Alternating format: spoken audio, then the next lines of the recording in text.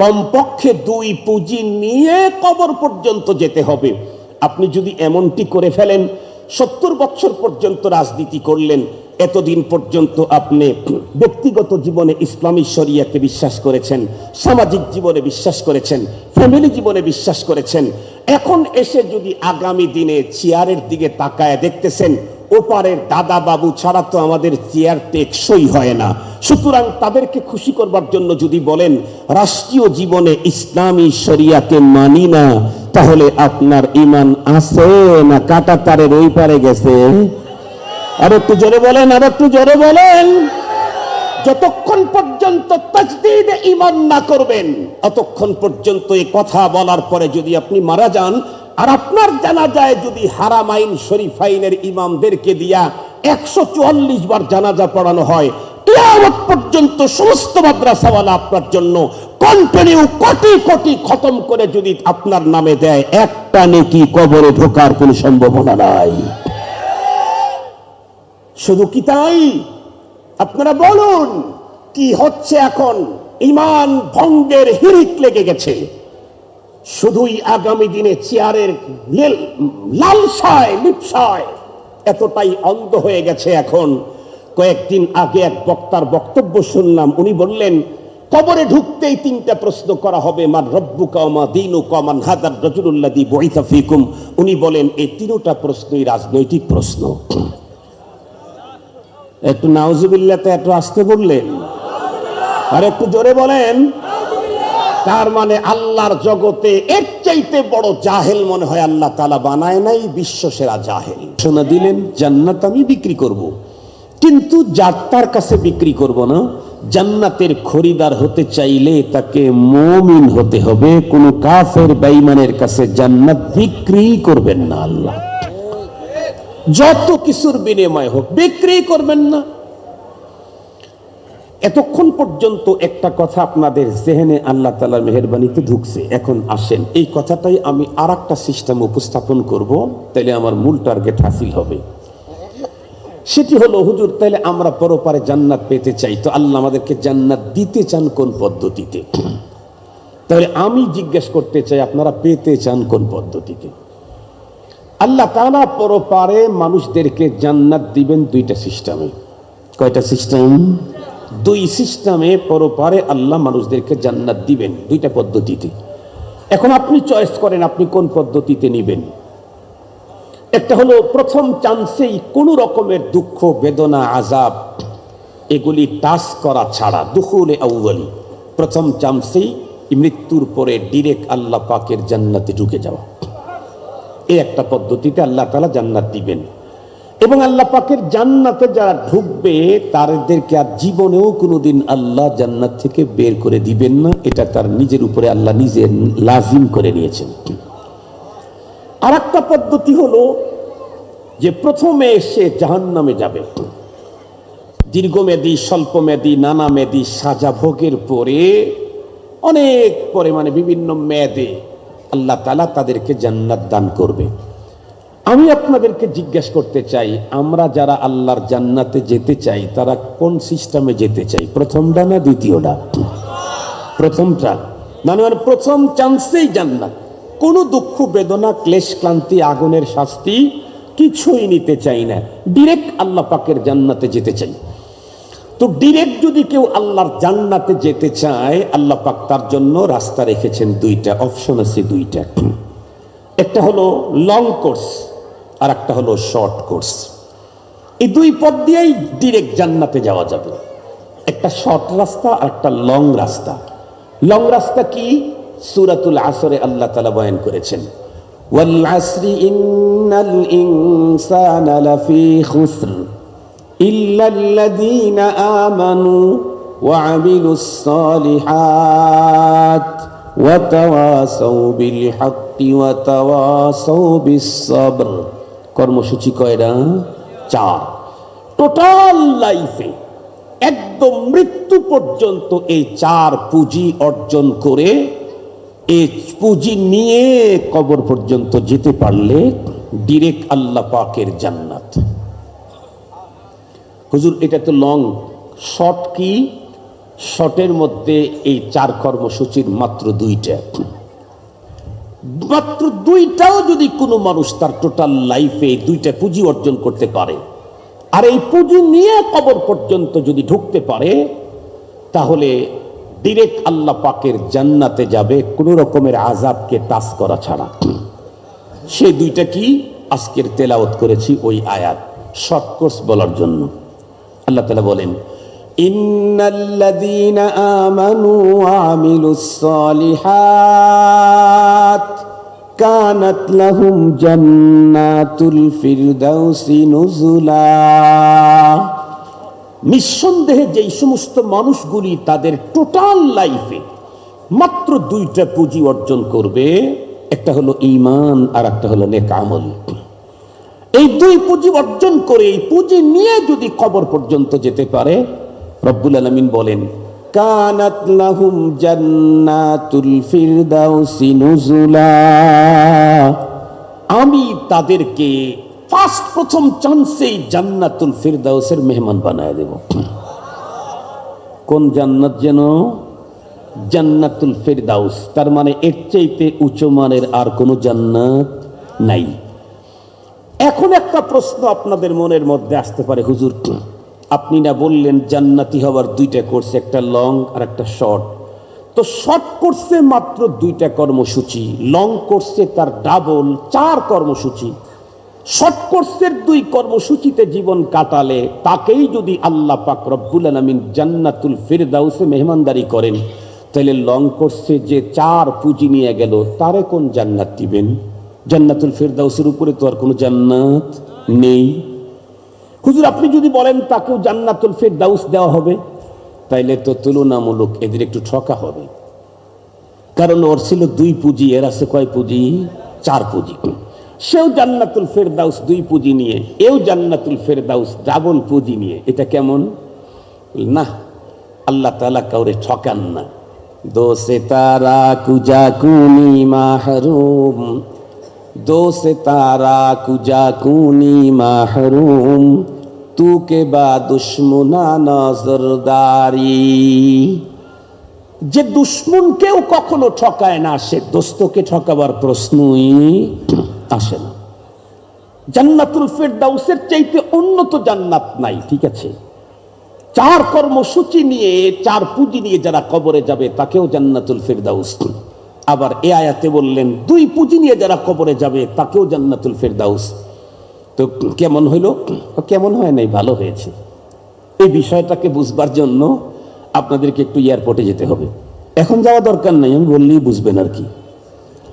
দেখবেন যারা যারা ইন্টারনাল অথবা ইন্টারন্যাশনাল এয়ারওয়েজে যাদের চলাফেরা আছে, অভ্যন্তরীণ বিমান অথবা আন্তর্জাতিক বিমান রুটে যারা চলাফেরা করেন, তারা জানেন বিমানে সিট থাকে 2 রকমের, একটা বিজনেস ক্লাস আর একটা ইকোনমি ক্লাস। বিমান কিন্তু একটা, সিট হলো 2 কোয়ালিটির, একটা বিজনেস ক্লাস আর একটা ইকোনমি ক্লাস। ইকোনমি ক্লাসের সিটের ফেয়ার যদি হয় 50,000 টাকা, বিজনেস ক্লাসের ফেয়ার হলো 1,10,000 টাকা, ডবলের চাইতে একটু বেশি। বিমান একটাই, এত কম বেশি কেন? এত কম বেশি হলো, আপনি তো ইন্টারন্যাশনাল এয়ারওয়েজে 8 ঘন্টা সফর করবেন, 18 ঘন্টা সফর করবেন। ইকোনমি ক্লাসের ভিতরে যে সিটগুলি আছে, এই সিটগুলি খুব বেশি প্রশস্ত না, কনজাস্টেড, খুব বেশি আরামদায়ক না। একটু সামনে আর পিছনে উপরের অংশটাতে মুভিং করা যায়, এই সামনে যায় পিছনে যায়, এতটুকু খালাস, আর কিছু না। এই 17-18 ঘন্টা বিমানের ওখানে এভাবে বসে থাকা অনেক কষ্ট। এরপরে আপনি যদি, আপনাকে যদি 5-7 ঘন্টা ওখানে সফর করায়, একবার দিবে আপনাকে নর্মাল একটা নাস্তা, এরপরে দিবে একটা ভারী খাবার, এরপরে পানি চাইলে পানি দিবে, কিন্তু আপনাকে চাইতে হবে। উপরে সুইচ থাকে, সুইচ অন করলে, চিপ দিলে একটা বাতি জ্বলে, একটা আওয়াজ হয়। বিমানবালা তখন বুঝে যে কাস্টমার আমাকে খুঁজছে, তখন আসে, জিজ্ঞেস করে স্যার কি চাই? যা চাইবেন তাই পাবেন না, নির্ধারিত কিছু পাওয়া যায়, যেমন পানি পাওয়া যায়, চা পাওয়া যায়, বাস খালাস। কিন্তু বিজনেস ক্লাসে যে সিট, আল্লাহ, ওই সিট তো আপনি এভাবে বসছেন, এভাবে বসছেন, ওই সিটে শুধু আপনি সুইচ টিপবেন। আপনি যদি শুইতে চান সিট আপনারে শোয়া দিবে, আপনার নিজের এভাবে করে ডিজাইন করে শুইতে হবে না। সুইচ টিপলে সিট আপনারে শোয়াবে। মনে চাইতেছে যে পাটা একটু উঁচা করি, আপনার পা আপনাকে উঁচা করতে হবে না, সুইচ টিপলে ও আপনার পাকে উঁচা করে ধরবে। পাশেই বসে আছে আপনার স্ত্রী অথবা আপনার ফ্রেন্ড অথবা আপনার সন্তান, কলিজার টুকরা। লম্বা টাইম চলতে চলতে মনে হচ্ছে আপনজনের কাঁধের উপরে একটু মাথা রাখি, মজা পাবো। তো এই জন্য আপনাকে এভাবে হেলে এদিকে যেতে হবে না, সুইচ টিপলে সিট আপনাকে নিয়ে আপনার মাথাটা ওর কাঁধের উপরে রেখে দিবে। খুব ভালো করে বুঝবেন, এই জাতীয় তো মজা আছে। এরপরে অন্য জায়গায় থাকলে তো সুইচ টিপে জিজ্ঞেস তারা আসলে কি চাই, পানি দিবে। কিন্তু বিজনেস ক্লাসে আপনাকে চাইতে হবে না। কিছুক্ষণ পর পর বিমানবালা এসে জিজ্ঞেস করবে স্যার কি চাই। তারা এসে জিজ্ঞেস করবে স্যার কি চাই, স্যার কফি চাই কি, black coffee, hot coffee, cold coffee, না চা চাই, নাকি জুস চাই, কিসের জুস চাই। এই জাতীয় অনেক কিছুই যা আপনার বাসায় নেই ওখানে পাবেন। এই এত কম বেশি হওয়ার কারণে বিমান একটাই, কিন্তু ইকোনমি ক্লাস আর বিজনেস ক্লাসের এমন পার্থক্য। জান্নাতুল ফেরদাউস জান্নাত একটাই, যারা 2 পুঁজি নিয়ে কবর পর্যন্ত যাবে তাদেরকে ইকোনমি ক্লাস, যারা 4 পুঁজি নিয়ে কবরে যাবে তাদেরকে বিজনেস ক্লাস দেওয়া হবে। ঝামেলা আর তো আর ঝামেলা নেই, আর তো আর সমস্যা নেই, আর তো আর ঠকাঠেকি নেই। কি বলেন? এখন কথা হলো হুজুর, তো আল্লাহ পাক তো বললেন 2টা পুঁজি নিয়ে কবরে গেলে জান্নাতুল ফেরদাউসে মেহমানদারি করবেন। কতদিন মেহমানদারি যে করবেন আল্লাহ, কতদিন? এমন প্রশ্ন বান্দায় করবে দেখে আল্লাহ খালিদিন।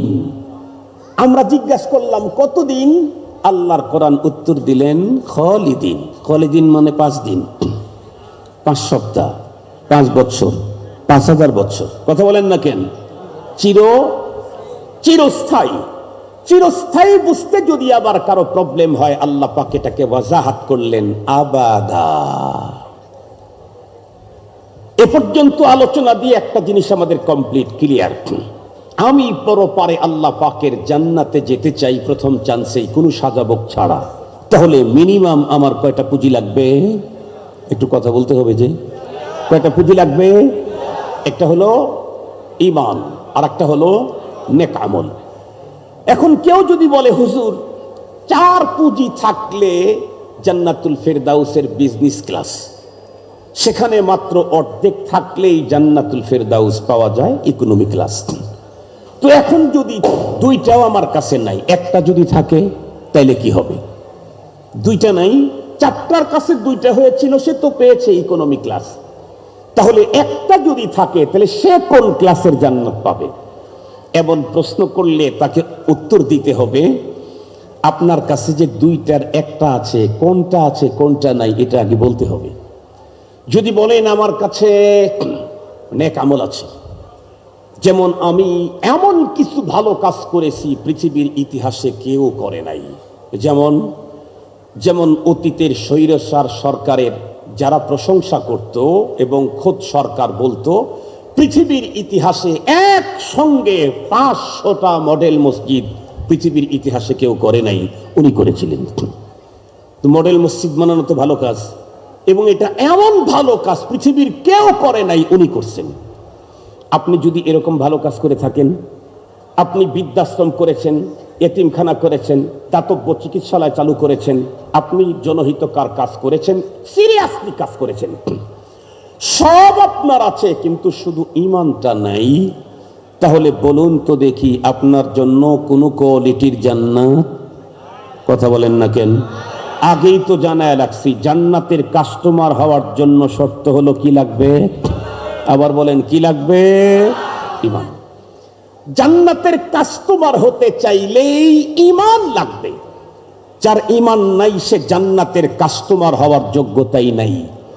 সঙ্গত কারণে নেকির কাজ করতে করতে যদি পৃথিবীর সমস্ত ভালো কাজ কর্নেওয়ালাদেরকে পিছনে ফেলে রাখা হয়, কিন্তু ঈমান যদি ভঙ্গ হয়ে যায়, নষ্ট হয়ে যায়, তাহলে কোনো কিছুর বিনিময়ে জান্নাত পাওয়ার সম্ভাবনা নাই।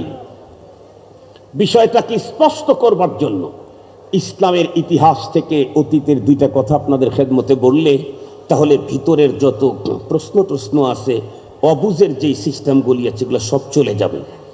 বলুন তো দেখি, এ পৃথিবীর সবচাইতে দামি ফ্যামিলি কোনটা? যেই ফ্যামিলিতে আল্লাহ তার রসুলকে পাঠিয়েছিলেন। এর চাইতে দামি ফ্যামিলি পৃথিবীতে আর ছিল না। এটা নবীজির নিজের জবানের কথা। নবীজি নিজে বলেন, তামাম আলমের মধ্যে আল্লাহ তাআলা ওলদে ইসমাইলকে চয়েস করেছেন। সেখান থেকে কুরাইশকে, হাসেবিকে আল্লাহ তাআলা চয়েস করেছেন। সেখান থেকে আল্লাহ তাআলা আমারে চয়েস করেছেন। পৃথিবীর সবচাইতে শ্রেষ্ঠতম বংশ, এই বংশে জন্মগ্রহণ করলো পৃথিবীর সবচাইতে শ্রেষ্ঠতম জায়গা মক্কাতুল মুকাররমার এরিয়াতে খাজা আবু তালেব। খাজা আবু তালেবকে চিনেন? নবীদের নবীর চাচা, নবীদের যিনি নবী তার চাচা। এ খাজা আবু তালেব ইসলামের জন্য এমন কোরবানি করেছে, আমার মতো আব্দুল বাসেতের মতো 10,000 না 10 লাখ আব্দুল বাসেত এক জায়গায় করলেও আমাদের ইসলামের জন্য কোরবানির চাইতে খাজা আবু তালেবের একা ইসলামের কোরবানি অনেক বেশি। মানতেই হবে। আপনি ইসলামী ইতিহাস পড়েন, খাজা আবু তালেবের নাম ইসলামী ইতিহাসের পাতায় পাতায় দেখা যায়। আপনি দেখেন, পড়েন, এরপরে পাতায় পাতায় ইসলামের বিপক্ষে তার নাম আসে নাই, ইসলামের সিরিয়াস পক্ষে মুসাআদা মুআওয়ানাতে তার নাম। শুধু ইসলামের জন্যই তিনি কোরবানি করেছেন তা না, রসুলের জন্য কোরবানি করেছেন। আখিরি পয়গম্বরের জন্য খাজা আবু তালেবের এমন ত্যাগ পৃথিবীর ইতিহাসে কোনো চাচা কর্তৃক ভাতিজার জন্য এমন ত্যাগের ইতিহাস নাই। কি পরিমাণে ত্যাগ করেছেন ইসলামের জন্য, ভাতিজার জন্য, আখির নবীজির জন্য, একটা মাত্র কথা বললেই বুঝে আসবে। নবী আলাইহিস সালাম মক্কাতুল মুকাররমা যখন দাওয়াতের কার্যক্রম চালালেন, নবীজি তো দাওয়াত দিলেন একটা, ইয়া আইয়ুহান নাস কুলু লা ইলাহা ইল্লাল্লাহ তুফলিহু, তাওহীদের দাওয়াত। কিন্তু নবীজির এই এক দাওয়াত গিয়া সবার কলজে লেগে গেছে। নবীজি তো দাওয়াত দিয়েছেন একটা, কথা বলেন না কেন? কিসের দাওয়াত? তাওহীদের দাওয়াত, একত্ববাদের দাওয়াত। কিন্তু এই দাওয়াত দিয়া লাগছে যে মক্কার সব গোত্রের, সব ধর্মের, সব বর্ণের লোকদের কলজায়। কেন? সবাই এখান থেকে অন্যদিকে, সবাই এখান থেকে অন্যদিকে। বাংলাদেশে দেখবেন রাজনৈতিক দল যারা করে, ওলামায়ে কেরাম যখন রাজনীতির কথা বলে এটা সবারই গায়ে গিয়া লাগে। কেন? কারণ উলামায়ে কেরাম সাম্যের কথা বলে, ইনসাফের কথা বলে, তাওহীদের কথা বলে, শিরক থেকে মুক্ত থাকতে বলে, অনিয়ম থেকে মুক্ত থাকতে বলে, এটা সবার গায়ে গিয়েই লাগে। মুহতারাম হাজিরিন, সেদিকে যেতে চাই না। রাসূল করিম সাল্লাল্লাহু আলাইহি ওয়াসাল্লাম দাওয়াত দিলে মক্কার সমস্ত গোত্রের লোকেরা মহাজোট করলো নবীজির বিরুদ্ধে। মহাজোট করে তাদের প্রতিনিধি দল পাঠাইয়া দিল মক্কার বড় লিডার খাজা আবু তালেবের কাছে। তারা এসে বলল, আমাদের বিগ বস, বড় নেতা, আপনার ভাতিজা যদি নির্ধারিত কোনো একটা দল, গ্রুপ, কাফেলার বিরুদ্ধে কথা বলতো সেটা মেনে নিতাম। আপনার ভাতিজা সবার বিরুদ্ধে কথা বলে, অথচ নবীজি কারো বিরুদ্ধে বলেন না, এক আল্লাহর পক্ষে বলেন। এই পক্ষে বলার কারণে সবার বিপক্ষে চলে গেছে। এই জন্য আমরা কিন্তু তাকে ছাড় দিতে রাজি নেই। তো কি করতে হবে? আপনি তাকে রুখেন, সে যদি না রুখে আপনার বিরুদ্ধে আমরা সিদ্ধান্ত নিতে কুণ্ঠাবোধ করব না। খাজা আবু তালেব পয়গম্বর সাল্লাল্লাহু আলাইহি ওয়াসাল্লামের কাছে এসে বললেন, ভাতিজা, সবাই তোমার উপরে খেপে গেছে, তোমার দাওয়াত নাকি সবার লাগছে, এখন তো কাজ করা কঠিন, বাবা এটা একটু বন্ধ করা যায় না? নবী আলাইহিস সালাম তখন উত্তর করলেন, চাচা আপনি এটা কি বললেন? কি বললেন? আমাকে তো রব পৃথিবীতে পাঠিয়েছেন এ কাজের জন্যই, আমি এটা বন্ধ করব কেমনে?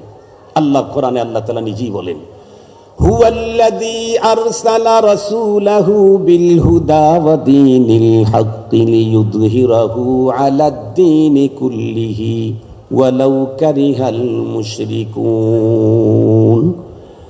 আল্লাহ পাক নিজেই বলেন, তিনি তো ওই মালিক যিনি তার রসুলকে পৃথিবীতে দ্বীনে হক দিয়ে পাঠিয়েছেন। কেন? সমস্ত বাতিল দ্বীনের উপরে দ্বীনে হককে বিজয় করবার জন্য। আল্লাহ পাক রব্বুল আলামিন শুধু এতটুকুন বলেই ক্ষান্ত হন নাই।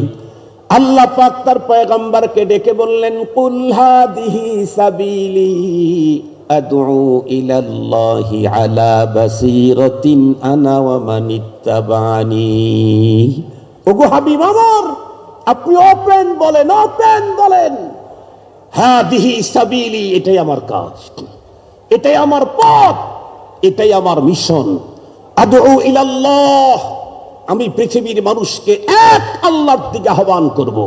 এটা আমার কাজ, এটা আমার মিশন, এটাই আমার পথ। এই জন্য আমি এসেছি। এটি থেকে বন্ধ করবার কোনো সুযোগ নেই।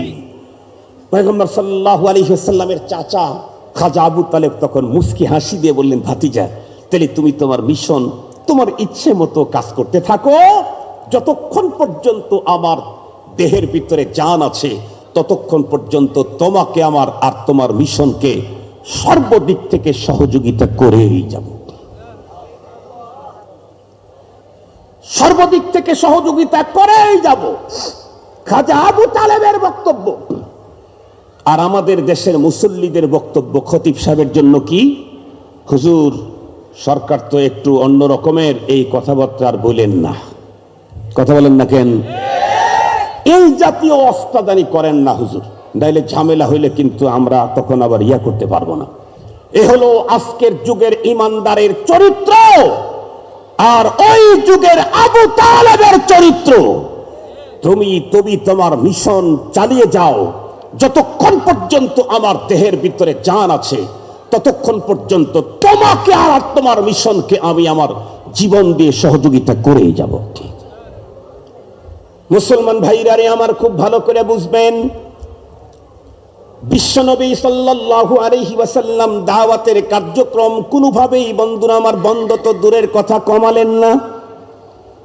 মক্কার মহাজোটের লোকরা যখন তাদের চোখ দিয়ে দেখলো যে না, কোনোভাবেই তো বড় নেতাকে বলে কোনো কাজ হলো না, তখন তারা সিদ্ধান্ত নিল খাজা আবু তালেবের পুরা পরিবারের বিরুদ্ধে বয়কট করো। এমন বয়কট করলো, কিতাব খুলে দেখেন খাজা আবু তালেবের পরিবারের সঙ্গে কেউ কথা বলতে পারবে না। তারা কথা বলতে চাইলে উত্তর দিতে পারবে না। তাদের কাছে কোনো কিছু বিক্রি করতে পারবে না। তারা কোনো কিছু বিক্রি করতে চাইলে খরিদ করতে পারবে না। তারা তোমাদের কাছে বসতে চাইলে তাদের কাছে বসতে পারবে না, বসতে দিতে পারবে না। তোমরাও তাদের কাছে গিয়া বসবা না। এক কথা 100% শাটডাউন করে দিল। 3 বছর পর্যন্ত কঠিন দুর্বিষহ জীবন কাটাইলো। একটা পর্যায়ে জীবন বাঁচাতে গিয়ে গাছের পাতা পোতা খাইলো, তবুও ইসলামের এই কাজ থেকে পিছে সরে নাই। এত বেশি কোরবানি করার পরেও খাজা আবু তালেব, বলুন তো দেখি, লোকটা কি জান্নাতি না জাহান্নামী? কেন? কারণ তার নেকির কোনো অভাব ছিল না, কিন্তু তার ঈমানের, বন্ধুরা আমার, পুঁজি না থাকার কারণে এই লোকটা নবীর চাচা হওয়ার পরেও জান্নাত নাই। পর্যন্ত মাইকের আওয়াজ যায়। মডেল মসজিদ করেছেন, এরপরে বিশ্ব ইজতেমার জায়গা দিয়েছেন, এরপরে কাকরাইল মসজিদ করেছেন। কেউ কেউ বিসমিল্লাহ ঢুকাইছেন, কেউ কেউ মসজিদের বিল ফ্রি করে দিয়েছিলেন। এ জাতীয় হাজার নেকির কাজের কথা আপনারা বলেন, আমাদেরকে শুনুন। নিঃসন্দেহে এগুলি ভালো কাজ, কিন্তু এই ভালো কাজের মাধ্যমে পরপারে কিছু পেতে চাইলে প্রথম যেই জিনিসটা লাগবে তার নাম হলো ঈমান। ঈমানের খোঁজ লাগান। নেকির কাজ তো অনেক করেছেন, খাজা আবু তালেবের মতো তো ঈমানহীন হয়ে যান নাই। যদি হয়ে গিয়ে থাকেন, নবীদের নবী চাচা হওয়ার পরেও খাজা আবু তালেবের মুক্তির কোনো পথ নাই, সেখানে আপনি কার চাচা? কথা বলেন না কেন? আপনি কার চাচা? মুসলমান ভাইরারে আমার খুব ভালো করে বুঝবেন, কোন একজন মানুষ পরপারের জীবনে জান্নাতি যদি পেতে চায়, ঈমান তার লাগবেই লাগবে। ঈমানহীন কোনো অবস্থাতেই জান্নাতে যাওয়ার কোনো সুযোগ নাই। ইমানটা যদি অতীব দুর্বল হয়, একেবারে দুর্বল উইক ইমান, তারপরেও এই ইমান নিয়ে যদি কবরে যেতে পারে, স্বল্পমেয়াদী দীর্ঘমেয়াদী সাজা ভোগের পরে জান্নাত পাবেই পাবে। কিন্তু ইমানই যদি না থাকে, তাহলে সারা দুনিয়ার সমস্ত মানুষ একত্রিত হয়ে তার জন্য দোয়া কালাম করলেও পরপারে জান্নাতের কোনো সম্ভাবনা। এই সাবজেক্টটা আমি আজকে চয়েস করলাম কেন? এই সাবজেক্ট চয়েস করেছি হলো এই কারণে, খুব ভালো করে বুঝবেন, বিগত সময়ে কোভিড-19 আক্রমণের মুহূর্তে বিশ্ব স্বাস্থ্য সংস্থা পৃথিবীর মানুষকে সজাগ করেছিল যে নতুন এক ভয়ঙ্কর ভাইরাসের আক্রমণ হয়েছে, এখান থেকে বাঁচতে চাইলে পিপি পরতে হবে, ফেস মাস্ক পরতে হবে, হাত ধুইতে হবে, হোম কোয়ারেন্টাইনে থাকতে হবে। শেষ পর্যন্ত আবার কথা বলেন ভ্যাকসিন আবিষ্কার করে বলল এই ভ্যাকসিন দিতে হবে, 1 ডোজ দিয়ে হবে না, 2 ডোজ দিতে হবে, 2 ডোজ দিয়ে হবে না, বুস্টার ডোজও লাগাতে হবে। ঠিক বললাম না ঠিক বললাম? এদেশের স্বাস্থ্যবিদেরা যেমন মানুষের স্বাস্থ্যের ঝুঁকি আসলেই বিশ্ববাসীকে তারা যেমন সজাগ করে, এদেশের উলামায়ে কেরাম ঈমানের আমলের উপরে ঝুঁকি আসলে পৃথিবীর মুসলমানদেরকে তাদের ঈমানের ব্যাপারে সজাগ করে। আমরা আমাদের চোখ দিয়ে দেখছি বিগত কোভিড-19 সময়, কোভিড-19 ভাইরাসে আক্রান্ত হয়ে যেই পরিমাণে মানুষের প্রাণহানি না ঘটেছে, তার চাইতে ভয়ঙ্কর ভাবে এখন বাংলাদেশে আক্রমণ করেছে ঈমানহানির ভাইরাস। ওর চাইতে বেশি মানুষের ঈমান হারিয়ে যাচ্ছে। বাংলাদেশে ঈমানহানির ভাইরাস অনেক রূপ নিয়ে এসেছে, তার ভিতরে একটা ভয়ঙ্কর রূপের নাম হলো কাদিয়ানি ভাইরাস।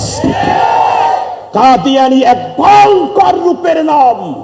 এই কাদিয়ানি ভাইরাস যার ভিতরে ঢুকতেছে তার ঈমানকে শেষ করে ফেলতেছে।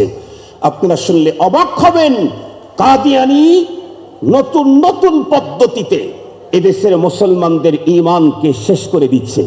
যাকে যেইভাবে ভাইরাস আক্রমণ করতে পারে, কারো নাক দিয়ে ঢুকছে, কারো চোখ দিয়ে ঢুকছে, কারো হাতে হাতে টাচ লাগার কারণে ঢুকেছে।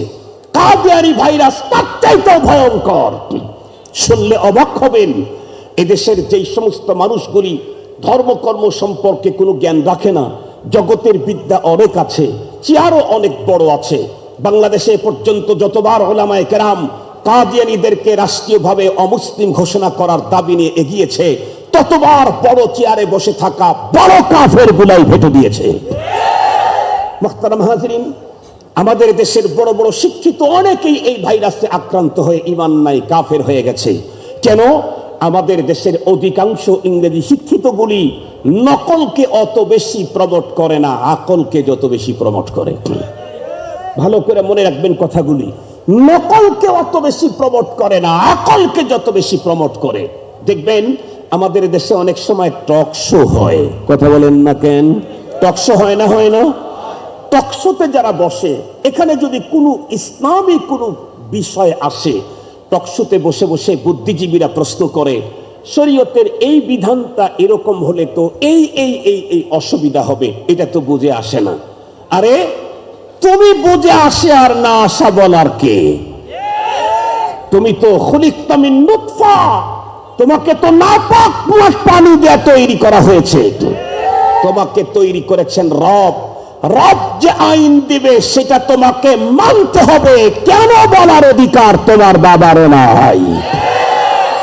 বলেন, আমি যদি কোনো কোম্পানির মালিক হই আর সেই কোম্পানির কর্মচারী যদি আপনি হন, আমি যদি কোম্পানির কোনো কাজের ব্যাপারে আপনাকে অর্ডার করি, সেখানে আপনি কে কথা বলার অধিকার আছে, স্যার এটা করলে কিন্তু ভালো হবে না, এটা করতে পারেন না, এই বলার অধিকার আছে কি?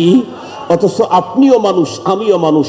অনেক ক্ষেত্রেই মালিকের চাইতে কর্মচারী বেশি ব্রেনওয়ালা হয়, বেশি যোগ্যতা সম্পন্ন হয়, বেশি তার ডিগ্রি থাকে, এমনকি পুরা কোম্পানি তার উপরে ডিপেন্ডেন্ট হয়। এরপরেও মালিক কথা বললে শ্রমিকের কথা বলার কোনো অধিকার নাই। মালিক আর শ্রমিকের ভিতরে যদি এই পার্থক্য হয়, তুমি তো সৃষ্টি আর আসমান জমিনের মালিক, আল্লাহ হলেন তোমার স্রষ্টা।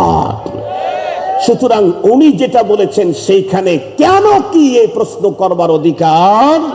লা ইউসআলু আম্মা ইয়াফআলু ওয়া হুম ইউসআলুন। যেহেতু তারা আকল নির্ভরশীল, এই জন্য তাদেরকে কিভাবে ডাইভার্ট করে একটু শুনেন। ওরা বলে, দেখেন আল্লাহ পাকের চিরাচরিত একটা সিস্টেম আছে দুনিয়াতে। কি? আল্লাহ পৃথিবীর মানুষকে গোমরাহি থেকে মুক্ত করবার জন্য, তার সাথে সম্পর্ক জড়িয়ে দেওয়ার জন্য আল্লাহ কিতাবুল্লাহ আর রিজালুল্লাহ পাঠিয়েছেন। একজন নবী চলে যাওয়ার পর পরই সব টাইমের ভিতরে আরেকজন নবী আল্লাহ পাঠায় দিতেন। কেন? মাঝখানে গ্যাপ তৈরি হলে মানুষ ধর্মকর্ম তো ভুলেই যেত, মানুষত্ব বোধটাও হারিয়ে ফেলতো। যেমন যেমন আমাদের ঈসা পয়গম্বরের পর থেকে মহানবী মুহাম্মদুর রাসূল সাল্লাল্লাহু আলাইহি ওয়াসাল্লাম পর্যন্ত মাত্র 550 বছর, 500 বছরের একটা গ্যাপ ছিল। এই টাইমটাতে নবী না থাকার কারণে মানুষ ধর্মকর্ম তো ভুলে গিয়েছিল, মানুষত্ব বোধও তার ভিতরে ছিল না। তো তাহলে কি হবে? আমাদের সর্বশেষ নবী মুহাম্মদ সাল্লাল্লাহু আলাইহি ওয়াসাল্লাম উনি দুনিয়া থেকে চলে গেছেন 1500 বছর আগে। কিয়ামত পর্যন্ত যদি কোনো নবী না আসে তাহলে দুনিয়ার মানুষ সব গোমরা হয়ে যাবে। এই জন্য আল্লাহ পাক নবী পাঠাবেন, আর সেই রকমের একজন নবী গোলাম আহমদ কাদিয়ানী।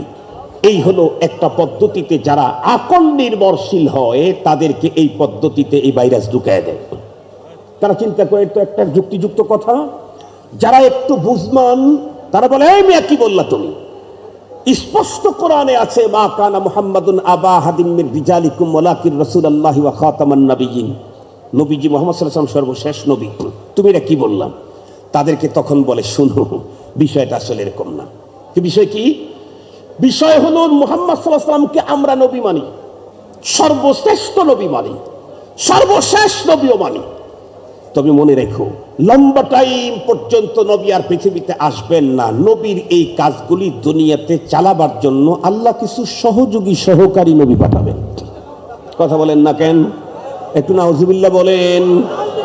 অ্যাসিস্ট্যান্ট নবী, অ্যাসোসিয়েট নবী, জিল্লি নবী, ছায়া নবী, যার কাছে যেই শব্দ বললে এই ভাইরাস আক্রমণ করতে পারে, তার কাছে সেই শব্দ বলেই তাকে এই ভাইরাস ঢুকিয়ে দিয়ে ঈমানহীন করে ফেলতেছে।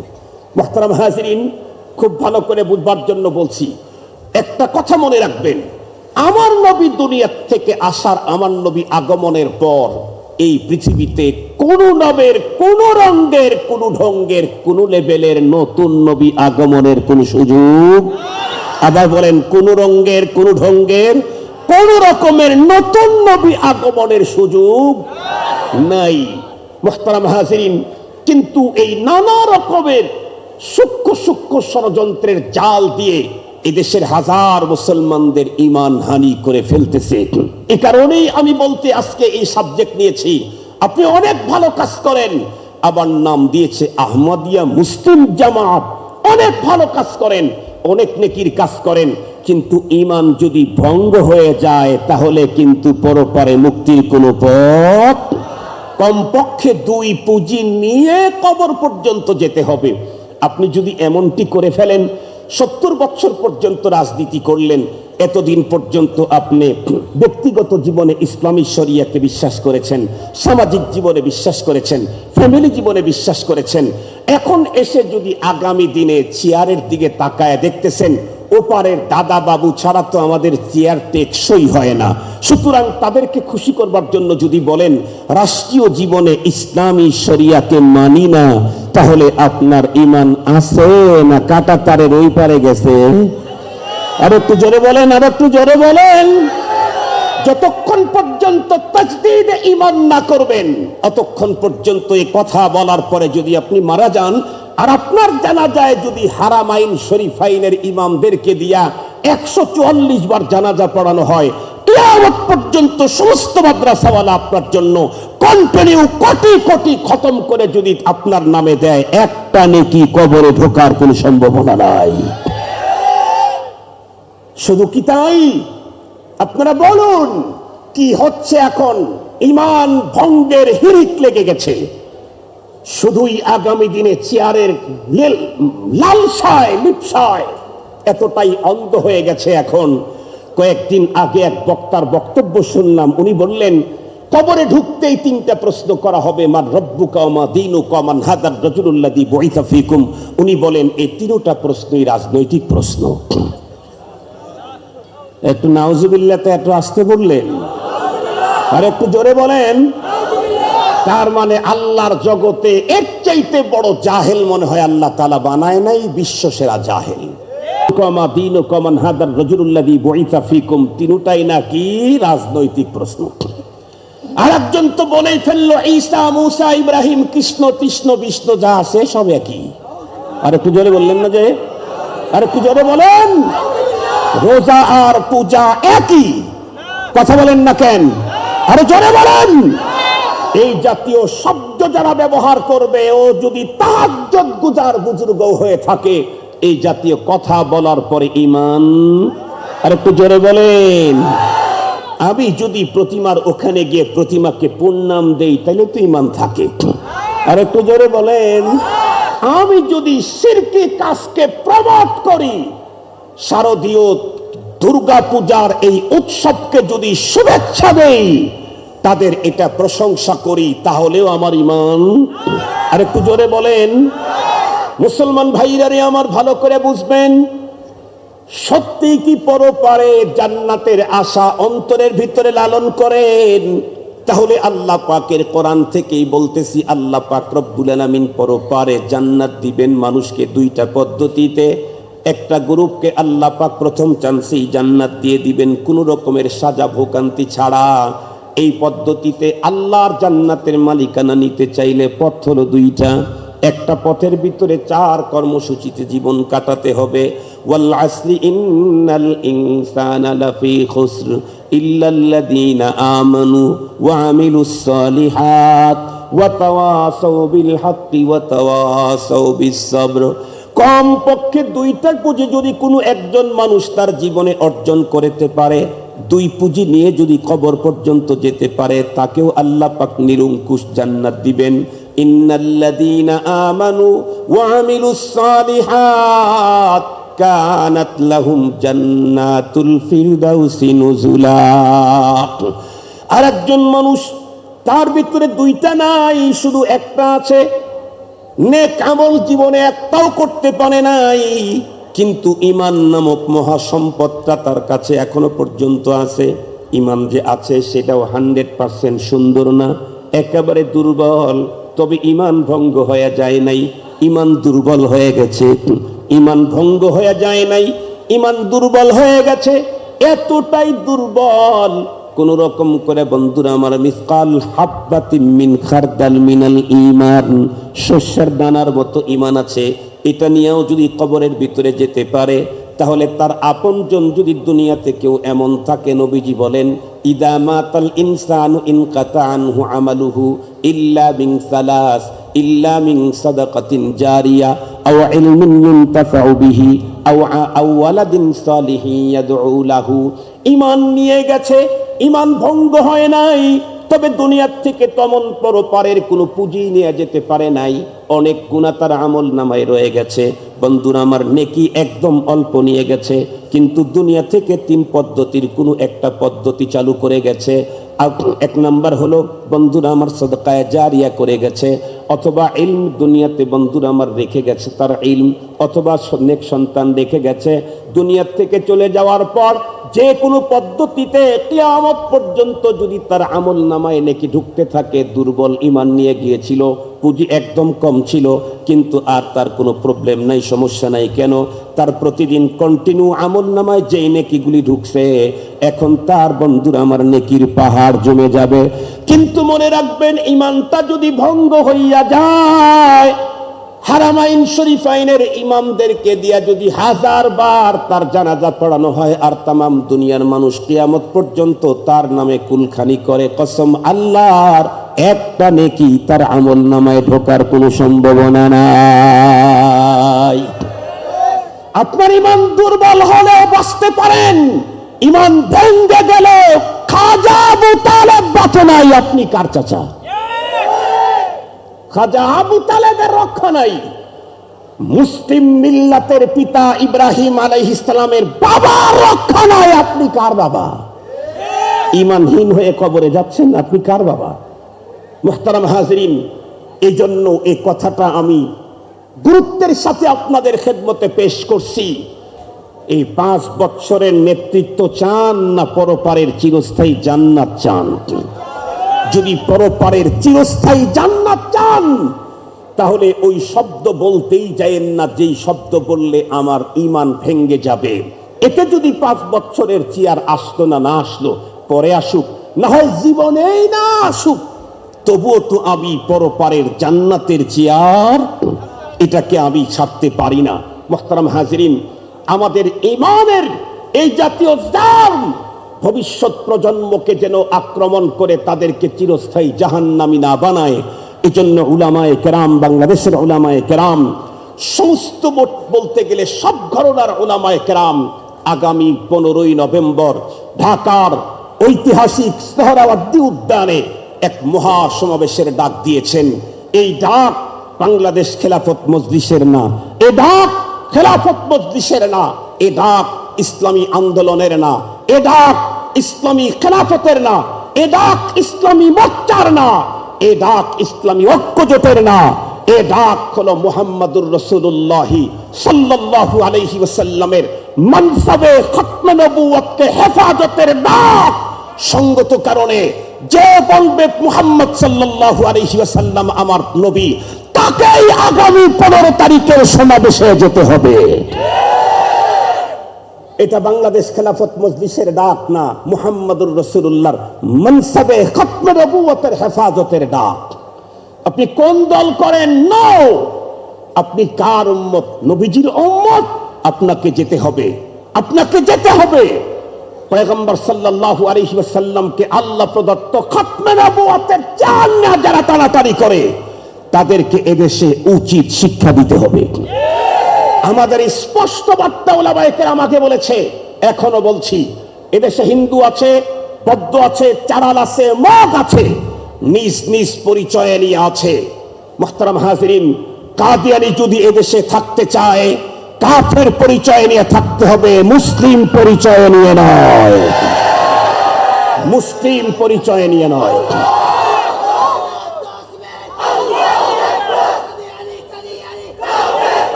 স্পষ্ট বার্তা যতদূর পর্যন্ত মাইকের আওয়াজ যায়, কাদিয়ানীদের ইস্যুকে নরমাল করে ভাববার কোনো সুযোগ নেই। এটা ঈমানী সম্পর্ক, ঈমানের। একটু যদি ডিপলি ভাবেন, এই পৃথিবীতে কোনো কাদিয়ানীকে সমর্থন দেওয়া অথবা তার ব্যাপারে চুপ করে থাকার অর্থই হলো আপনি যে ধর্মের উপরে আছেন সেই ধর্ম রাইট না। কাদিয়ানি যদি রাইট হয় তাহলে আপনারটা রাইট হবে কেমনে? কাদিয়ানি যদি সত্য হয় তাহলে আপনার ধর্ম অসত্য। আমার ধর্মকে অসত্য বলবে আবার টিকে থাকবে, আমরা ওদেরকে দেখতে চাই না। এই জন্য উলামায়ে কেরামের ফতোয়া, কাদিয়ানি কাফের, তাদেরকে যারা কাফের বলবে না তারাও কাফের। 15 তারিখের সমাবেশে যাবেন তো ইনশাআল্লাহ? যাবেন তো ইনশাআল্লাহ? 15 তারিখের সমাবেশে কষ্ট করে গরমের ভিতরে ঘাম ঝরান। যদি ইখলাস থাকে, আহতাসিবু আলাল্লাহ, আশা করা যায় ময়দানে মাহশরে পয়গম্বরের খতমে নবুয়তের জন্য এতটুকু কুরবানির কারণে হাউজে কাউসারের পানি আল্লাহ নসিব করে দেবেন। ওয়া আখিরু দাওয়ানা আলহামদুলিল্লাহি রাব্বিল আলামিন। আসসালামু আলাইকুম ওয়া রাহমাতুল্লাহি ওয়া বারাকাতুহু। দাদার কথার উপরে আমল